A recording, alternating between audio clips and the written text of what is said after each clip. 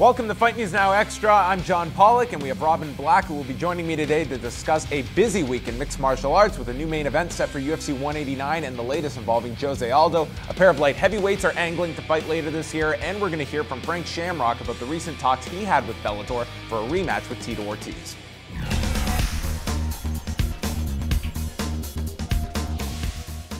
The new main event is set for UFC 189 as Chad Mendes will replace an injured Jose Aldo to fight Conor McGregor for the interim featherweight title next weekend. Aldo has produced x-rays of his fractured rib and has since referred to the interim title as a toy.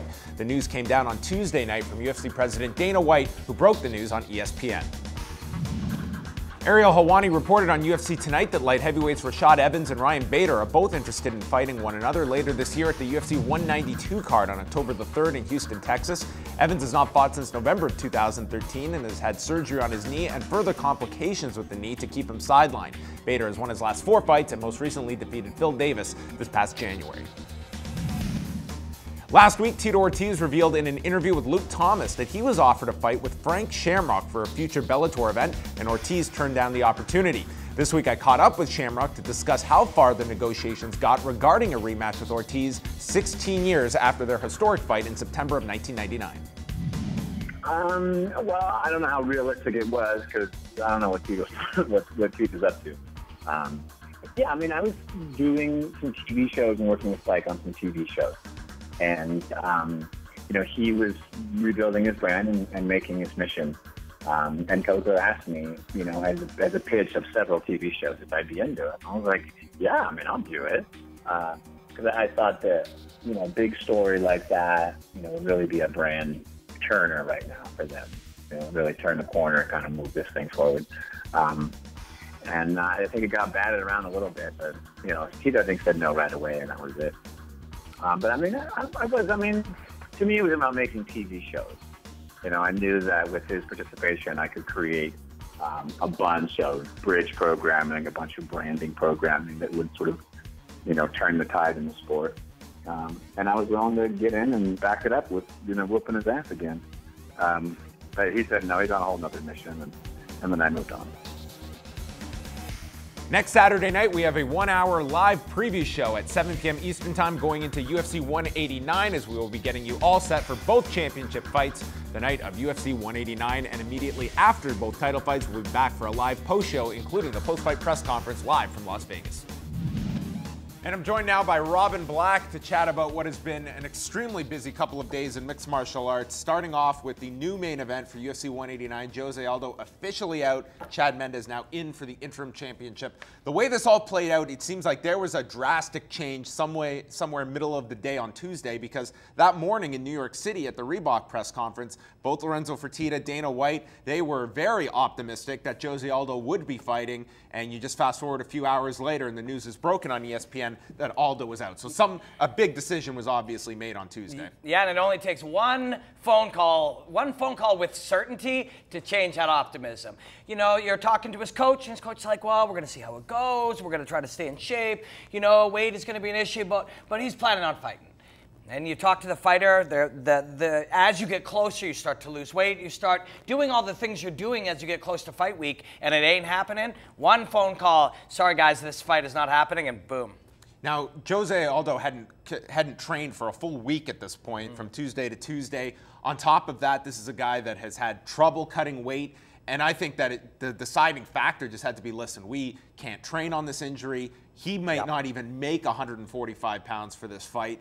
And it just seems that would be an even worse case scenario as they get to Vegas, miss his weight, and this fight could fall apart anyway. So, I mean, making this big decision, which couldn't have been an easy one given this is the most money Jose Aldo, for a guy that has been very vocal about money issues, to turn this one down, I don't think you can really criticize the guy about how severe this injury was when you're talking about this amount of money that he's walking away from. Yeah, you can't criticize a guy from your couch. This is the hurting business. This is his legacy. He's injured. If you can't fight and really be able to do it, you shouldn't fight. Never mind the fact that he's probably looking at that scale on the Tuesday, not even 2 weeks out, and it says 166 or 167 pounds, and the thought of everything you have to do, the pain hurts more as you start to cut the weight, so you don't judge him for it. In terms of the business of this fight, which is what so much of UFC 189 centers around, how big of a drop is inserting Chad Mendes into this? Is the fact that Conor McGregor going for a championship, is that going to retain a lot of the audience that was already planning on this? Because you do have a certain grudge element, but not what you did with Jose Aldo. Yeah, I'm always curious of how important that heat, that grudge really is. The answer seems to be it's real, you know? When you see Cormier and John Jones hate each other, you look at the numbers. Personally, I think Conor McGregor is a very special, very individual, very unique character and fighter, and I got to see the guy fight. And the fact that he's fighting for a title, I think it all works. Chad Mendes is a tougher fight in a lot of ways. I was putting together, you know, the breakdown of what Aldo can do to beat McGregor. It's a breakdown I'm going to do next week, and I pulled him out and I plopped Chad Mendes in, and all of the strategies that you think will work against Aldo, he's better at all of them. So the breakdown coming together pretty nicely, and I see Chad having a better chance to implement it. So is this a more interesting fight for you? It's just a straight up fight and the difficulties that Chad Mendes brings as opposed to Jose Aldo? I think it's a more interesting matchup between two athletes with skill sets, for sure.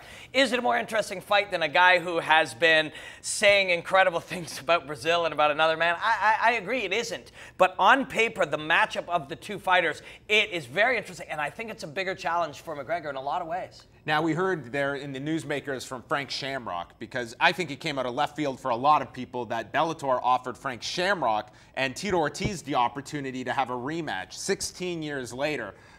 Frank seems that, you know, from talking to him, that he's pretty much shut the door to fighting, but for whatever reason, this Tito Ortiz fight made a whole lot of sense to him. And I think that for fighters, there is always that one more fight. There's always that elusive fight. And with Bellator, you talk about a grudge element that you can create. I mean, that's the playbook for Bellator at this point. For sure, and it's working. And when you're done fighting for lots of reasons. And if those reasons are, man, that 8-10 weeks is a lot of work. Man, it's hard on my family. Man, it's expensive and challenging, the weight cut. When you all of that, if any of those things are the things, well, $1 million, I'll do them. You know, $1 million in a fight I think I can win, I'll do it one more time. And I think that was the scenario for him. Yeah, I think that, you know, the idea of Frank Shamrock fighting again, I think it's a very far-fetched one. But that said, the fact that Bellator suggested that, it tells you that there's pretty much no one that they feel is off limits here. I think that they're going to continue to want to promote Ken Shamrock. They're certainly going to want to promote Kimbo Slice moving forward. And Josh Koscheck is back in the fold. These are all these interesting options that we've talked about it before, Robin. There's an audience for this. For sure. If you were to propose Frank and Ken in 2015, as crazy as that sounds, there's a huge audience for it. It wouldn't surprise me if that broke the record that Ken and Kimbo just set a few weeks back. Probably would. It's true. And whatever they are paying Josh Koscheck, I don't think he said it publicly, but whatever it is, it's more than the UFC would pay, because he went back and said, Bellator is offering me this. Would you guys like to match it? And they're like, I don't think we can. So they're paying him a lot of money because they believe Koscheck's name, and I think they're right. You know, he's on a 4 or 5 fight skid. He's a little bit older now. I don't know where his head is at, but they know people will pay to see him fight, and I want to see Josh Koscheck fight. I know he's still motivated to do it, and he's a great fighter. What's your strategy over the next year for Bellator? If you're looking at certain UFC deals that are coming up, do you key in on if we can get 3 to 4 of these guys that still have that name, still have that relevancy, where we can transfer them over, and that can kind of replace the Ken Shamrock levels, who you might get one more fight out of, you may not.